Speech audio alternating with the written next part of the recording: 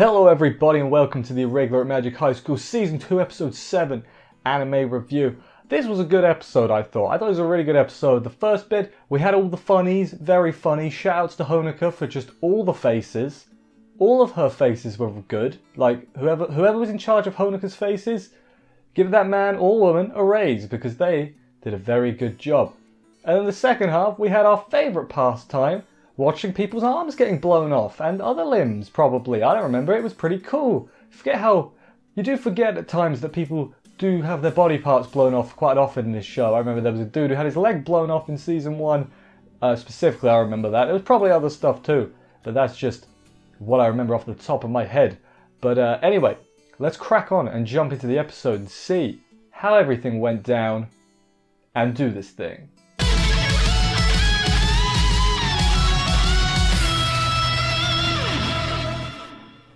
We pick up where we left off with the colonel. Was she a colonel? I forget her exact rank. But that woman talking to Lina, basically being like, alright Lina, your old mission, or your new mission, no, your second, don't go after the deserters anymore. Back to the original mission, which is basically apprehend Tatsuya. We got you this weapon thing. It's called a Brionac.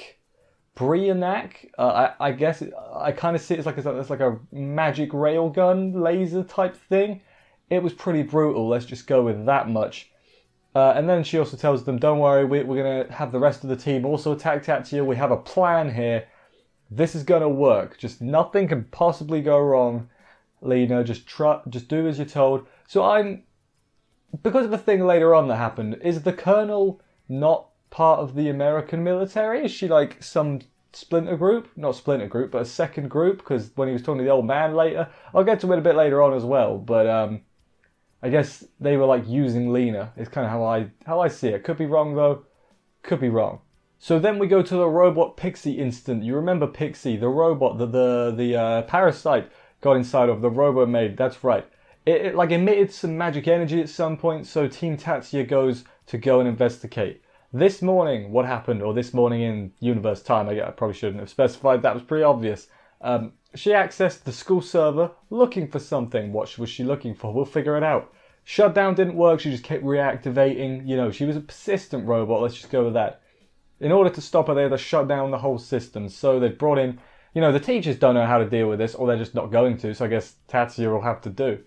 I don't think I've seen a teacher at this school yet. Does this school not have teachers? Like my brain is searching. I can't remember seeing one ever. Or at least not at any prominent, decent to do anything, you know what I mean? Yeah, while she was hacking into the system, also she had this smile on her face the whole time. It was a little bit creepy, just a little, There's too many killer robots in the world, and by the world I mean fiction. But hey, it happens, Tatsuya has a look at her, has a look at what's going on. He's like, all right, what's going on? He is like, are you awake? And I forget exactly what he said. He says to her, but she refuses his request. But not refuses, she just ignores his request basically. And he's like, that's a pretty weird. And then she jumps on him and gives him a big old hug.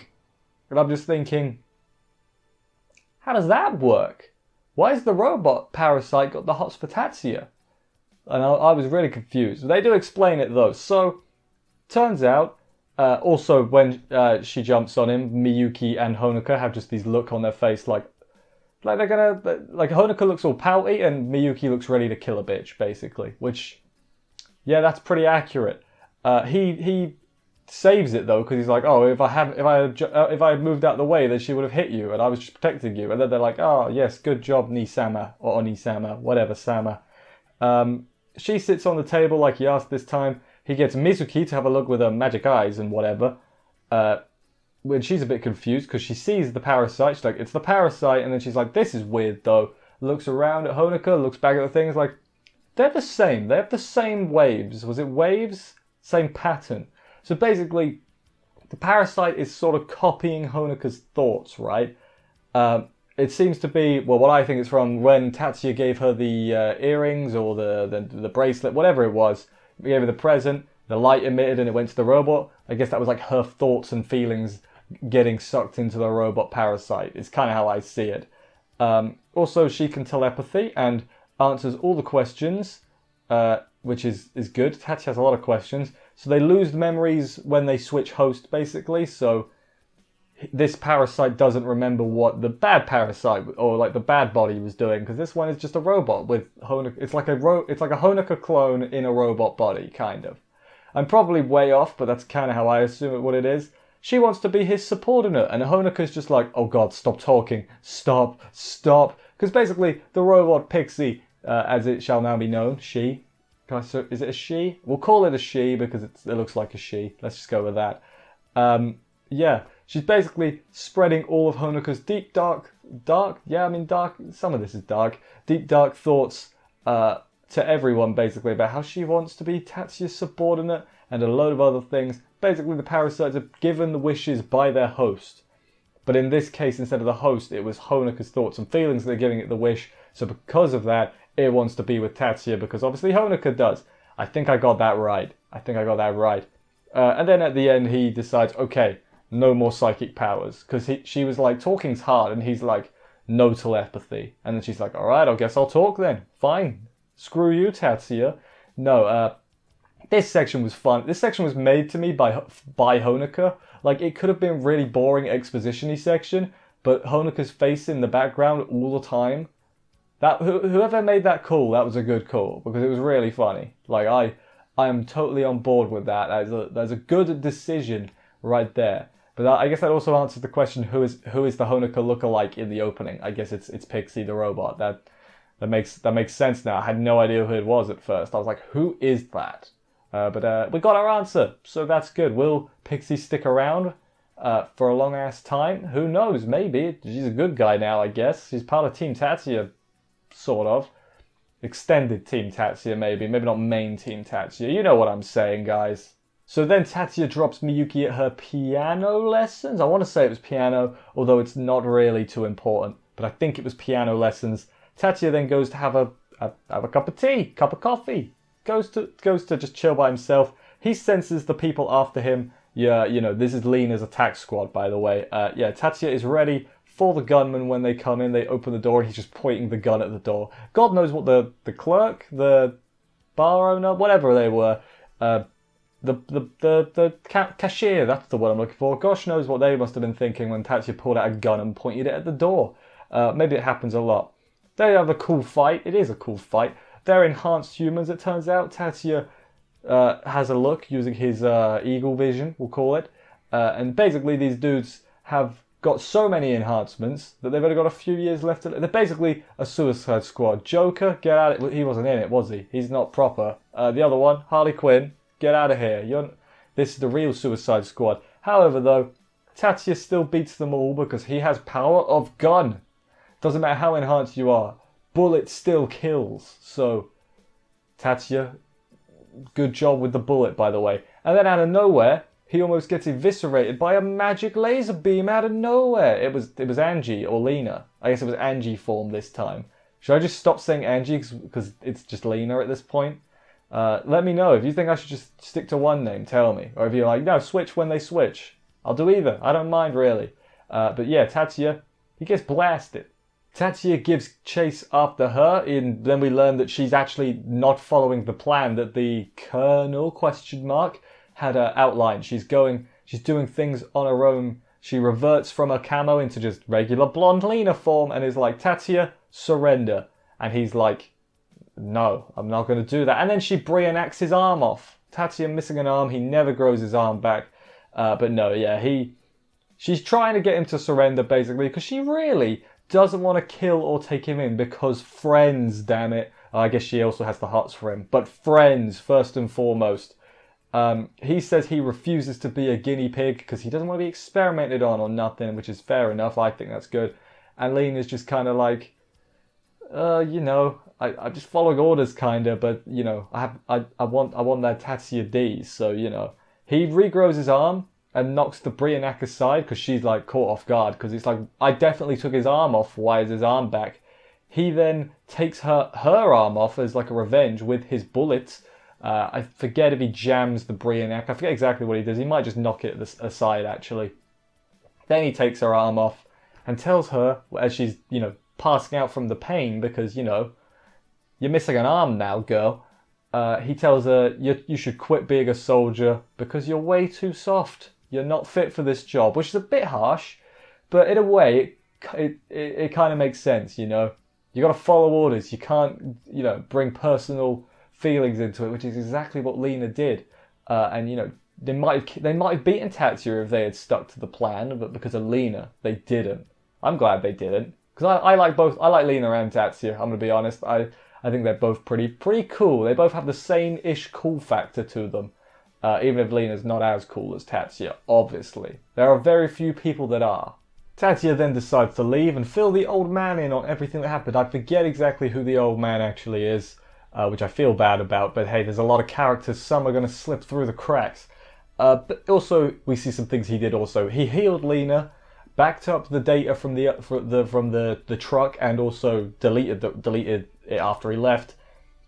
Old man, I think it said Section 3 was involved, and this is the thing I'm thinking. So I'm thinking the Colonel and her associates were actually related to Section 3 and not the US military dudes, right? Because then later on, I'll say it now, Lina wakes up and then they're gone. So I think they were sort of using Lina to gauge Tatsuya or something, but I'm not too sure, honestly. But we'll have to see. I could be wrong. If I completely misunderstood that, please let me know. I always appreciate it when people let me know I'm wrong. If they're nice about it. If you're an asshole about it, thanks for correcting me, but also screw you, basically. He reunites with Miyuki, who immediately is like, Tatsuya, I can see you're hurt. And I'm like, that's impressive in a creepy kind of way, considering he fully healed his arm. Like, the fact that she could tell, because she smelled the blood, and she could tell, like, you were fighting Lina, and it wasn't one-on-one. Tatsuya, what happened? It's like, alright, Miyuki, were you following me? Like, calm it down, girl, a little bit. He assures her it's fine, there's head pats, it's very nice, big smile that surprises Tatsuya. Da. They're related. They're related by blood. Let's not forget. Lina wakes up and sees what he did to the data and everything. Also, yeah, she's fine. She realizes, and she's like, that's weird. Did I even actually fight him? And then she thinks, actually, wait a minute. We might be thinking about this all wrong. Maybe Tatsuya just uses really good illusion magic. So I guess now that's gonna clear his name in a way. They're gonna think he's not the magician they're after, because they're gonna think, oh, he's got illusion magic. That's not actually what it is, but that's not what we're looking for. But actually, no, he is what they're looking for, and she's misunderstood his magic again. So yeah, is this her trying to think of a way to not have to fight Tatsuya, or is she just genuinely misunderstood? Could be a bit of both, honestly. Could be subconscious. She then also calls the control room, which is empty, because as I said, I think they were Sector 3. I keep wanting to say Sector 7, but that's Transformers, I'm pretty sure. Sector 3, if that was them, that's why they've abandoned the control room now, because they don't need Lina no more, basically. And that was where we ended the episode. Not too sure where we're going to go from here. Like, how many parasites are left? Like the end goal seems to have shifted, considering one of the parasites is good. Tatsuya is apparently cleared, basically. So where do we go from here? I think that's what we're going to find out next week. Presumably there is like one or two more parasites left to go. I forget how many there were, but there was like the big man, wasn't there? Yeah, they're probably going to find the rest of the parasites. Wherever they may be, maybe Lina will realise she's been tricked. Unless she's not been tricked, maybe I've misunderstood that. But yeah, it should be good. But anyway, what was my favourite part of this episode? Let's check it out and have a look, shall we? So this was really between two parts of this episode. Honoka's faces, and that whole section, making that section pretty good, and her reactions and everything. But what I decided to go for is, of course, Tatsuya versus Lina and friends. It was cool, it was fun. Tatsuya was a badass, which you always like. Not all of these things have to be super well thought out and everything. It was just pretty cool, weren't it? Seeing Tatsuya do cool guy things, and I don't have much else to add on that, other than it was good. People got their arms blown off. Was it censored? I can't really remember if there was like black smudges or if they just cleverly, they turned their bodies so that they wouldn't have to censor it. I can't actually remember. But But yeah, that was my favorite part, I think. I think definitely. Looking forward to seeing where we go from here. We're about halfway through and things have changed muchly since the beginning.